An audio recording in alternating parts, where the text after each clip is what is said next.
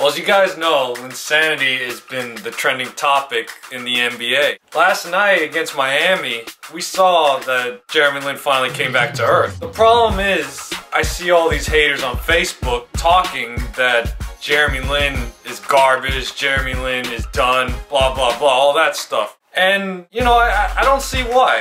I feel like 10 games, you see he's dominated. He single-handedly transformed the Knicks from a sorry franchise to a contender. Carmelo couldn't do it. Amari couldn't do it. Mike Bibby couldn't do it. Tony Douglas couldn't do it. Jeremy Lin did it.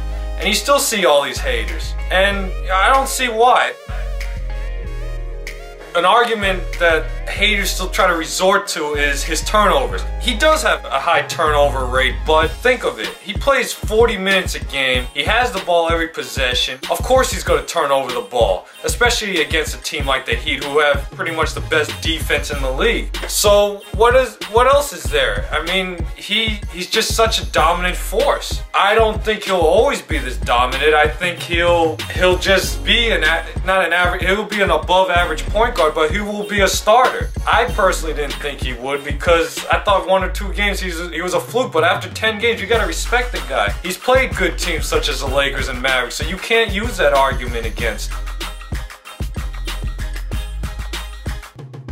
So with the recent signing of J.R. Smith and the recent comeback of Carmelo, you're gonna see Jeremy Lin's points go down, and that's fine. But so far with Carmelo, they're 1 and 2. I don't think it's too quick to judge that Carmelo's a cancer to the Knicks, but I still feel we've seen his track record in Denver, how, you know, they had a couple good years, but after he left, they were a very good team. When he went to the Knicks, they went from better to worse with him. I see Carmelo being a cancer to the Knicks now. Without Carmelo, you saw Jeremy Lin and Amari and the rest of the Knicks play. They were great. They were a playoff team, but with Carmelo there, you know, I don't know. They lost to New Jersey. You know, that's inexcusable. You know, I mean, I think without Carmelo, they would have won that game.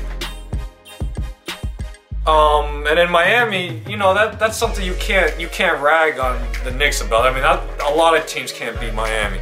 But to be quite frank with the Facebook haters and haters in general, one guy's allowed to have one bad game. And you don't see people giving Durant or Kobe, you know, crap for going 1 for 11 with 8 turnovers. So why Jeremy Lin? I understand he's been a target for all the media and all that, but he's, you know, think of it as an NBA player. He deserves the respect. He's already established himself. There is nothing you could argue that he's a garbage player, he's a scrub. No, he is a legit starting point guard, and I feel, you know, it will grow. He will be better. I mean, I don't feel like he's used to the exposure in Miami. Like, the way the media was portraying him, like he was the, you know, Jeremy Lin, LeBron James. He wasn't ready for that, and, you know, who could blame him? He's just starting to start his career, so of course he's gonna have these bumps in the road. He's not gonna have game-winning shots like Toronto, or he's not gonna have 38 points against the Lakers every single game. No, so you gotta give him some slack and treat him like a normal NBA player.